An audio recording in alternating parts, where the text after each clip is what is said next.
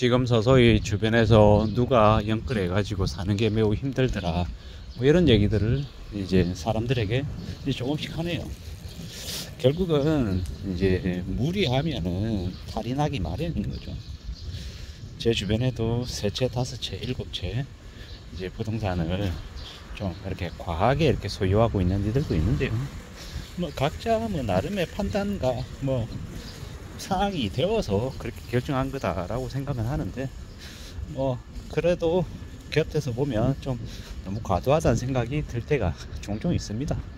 뭐 각자 개개인의 삶은 막 개개인이 판단해서 알아서 살아가는 것인데, 그렇게 너무 과도하게 그렇게 결정을 하면 그로 인한 여파나 충격이 주변 사람들한테까지 미칠까봐 그게 좀 염려스러운 거죠. 뭐 어떤 이들은 이러더라고요. 집을 연끌해서 샀어요. 감당이 안 돼요. 그러다 보니까는 그냥 그 연끌해서 산 집을 그냥 전세를 주고 자기 본가, 그러니까 엄마 아빠가 있는 집으로 들어가더라고요. 뭐 그래서 이제 시댁에 들어가서 이제 사는 사람들, 뭐 본가에 들어가 사는 사람들, 뭐 그런 식으로 해서 이제 온 가족들이 이제 그냥 이제 모여 살면서 그 연끌한 집을 이제 대출 이자 이런 것들을 감내하려고 이제 허덕이며 살더라고. 뭐 그래도 그렇게라도 이제 비빌 언덕이 있으면은 그나마 좀 버티나 보던데, 그런 것조차도 없으면은 뭐 더 암담한 거죠. 뭐 각자 이제 알아서 사는 거고, 뭐 자신이 결정한 것에 대해서는 다 책임지고 살아야 하는 건데, 이제 그런 얘기가 나올 정도로 참 이제 서서히 그 연끌이라고 하는 게 우리 사회 전체 이제 문제로도 이제 드러나는 것 같다라는 생각이 조금씩은 들더라고요. 뭐 어떻게 되겠지, 뭐 다들 뭐 빚지면서 하는데 뭐 괜찮겠지, 이렇게 생각하는 사람들이 있는 것 같은데요. 괜찮지 않고요. 어떻게 안 되죠. 그냥 스스로 이제 그걸 다 감당하고 쓰러지든지 아니면은 수십 년 동안 노예가 되든지, 뭐 선택권은 이제 자신들에게 있는 게 아니라 이제 은행들, 금융권에 이제 그 선택권이 이제 있는 것 같습니다. 살다 보면 이런저런 여러 가지 어려운 일을 겪게 되게 마련인데, 이제 뭐 그렇게 빚 갚는 빚쟁이 신세로도 그들은 또 강제로 또 적응하게 되는 거죠. 허덕이면서 하는 거고. 저는 아직도 잊혀지지 않는 책이 3억 5천만 원의 전쟁이라고 하는 책입니다. 3억 5천만 원 빚을 갚겠다고 7개에서 10개 일을 이제 거의 10년 넘게 했던 이제 그 유승용 씨의 이제 진짜 이제 수기거든요. 그걸 보면 참 많은 생각이 들더라고요. 아, 사는 게 참 그렇게 무지하게 어렵구나, 쉬운 게 아니구나. 그리고 정말로 그렇게까지 해서 빚을 갚는 그의 책임감이 대단하다 싶기도 했고, 또 다른 한편으로는 빚이 그렇게 무서운 거구나 라는 생각도 들었습니다. 정말로 무섭죠. 뭐 그건 꽤 오래전 이야기니까 3억 5천만 원 지금으로 치면 뭐 10억 이상일 수도 있고, 뭐 연예인들이 빚 20억 30억 줘서 뭐 열심히 일해가지고 뭐 빚을 다 갚았다 이런 얘기를 들으니까 뭐 5억 10억을 너무 쉽게 생각하는데, 보통 사람들에게 5억 10억은 죽을 때까지 갚지 못하는 금액이죠. 갚지 못합니다. 그거를 우리는 착각하면 안 되는 거죠. 뭐 빚을 1억 2억 3억을 쉽게 갚을 수 있는 것처럼 얘기하는데 거의 다 거짓말입니다.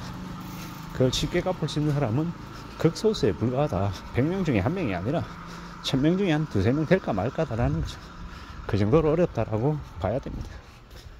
뭐 연봉을 3억 받으면 되게 돈이 월에 뭐 한 2천 몇백만 원 이렇게 벌어들일 것 같지만 실수령액은 한 1500, 1600 정도인 거고, 연봉 2억 받으면은 실수령액 한 1100에서 한 1150인 거고, 연봉 1억은 실수령액이 한 650에서 640 사이인 겁니다. 물론 그 금액도 엄청나게 많은 거지만 생각보다 연봉 1억, 2억, 3억의 실수령액도 예상한 거에 비해서는 금액이 적지 않나라고 생각을 해봅니다. 연봉을 한 2억 3억 받는다고 인생이 드라마틱하게 바뀔 것 같지만 그것 또한 특별히 그렇지도 않은 것 같습니다. 그보다는 좀 더 성실하게 살고 빚내지 않고 저축하고 오래오래 축적해서 잘 이렇게 모아가는 것, 그게 제일 현명하고 좋은 모습인 것 같습니다.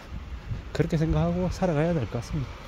우리가 살아가는 삶이 언제든 쉽지 않고 힘들고 어렵고 난감하다라는 거.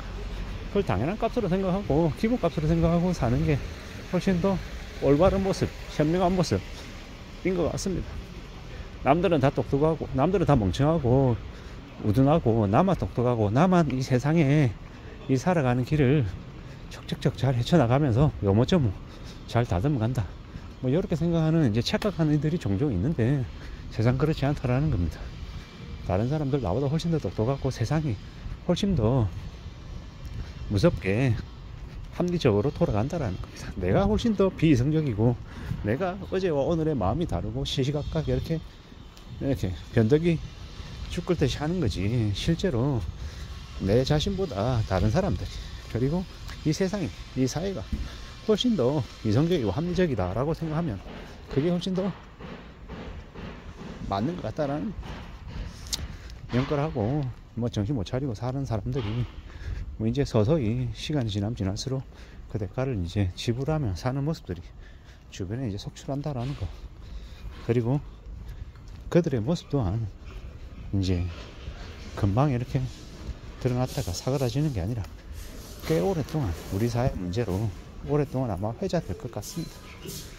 결국은 무리하면 탈이 난다라는 거. 뭐든 마찬가지인 것 같습니다. 그러므로 천천히 조용조용 움직이면서 항상 사려 깊게 항상 조심하며 살아갈 공리를 해야 될 것 같습니다. 그게 더욱더 필요하다라고 봅니다.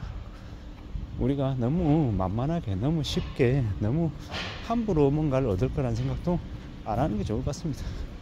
그게 우리한테 주는 이제 위협도 얼마나 큰지도 잘 알아야 됩니다.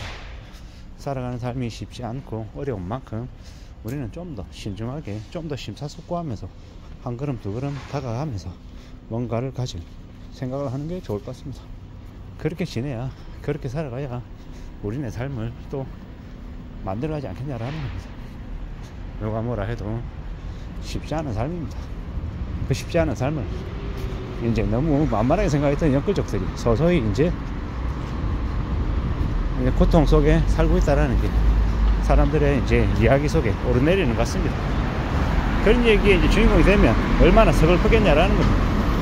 함부로 까불지 말고 함부로 연끌해서도 안 되고 정신 바짝 차리고 자신의 생업에 자신의 본업에 좀 더 집중하며 살 궁리를 해야 되겠습니다. 그렇게 살아야, 그렇게 지내야 우리네 삶이 안전하게 잘 유지되지 않을까 라고 생각해 봅니다. 2024년 어느덧 이제 6월입니다. 어떻게 살아가야 될지, 어떤 삶을 추구할지를 잘 좀 따져보면 좋겠습니다. 감사합니다.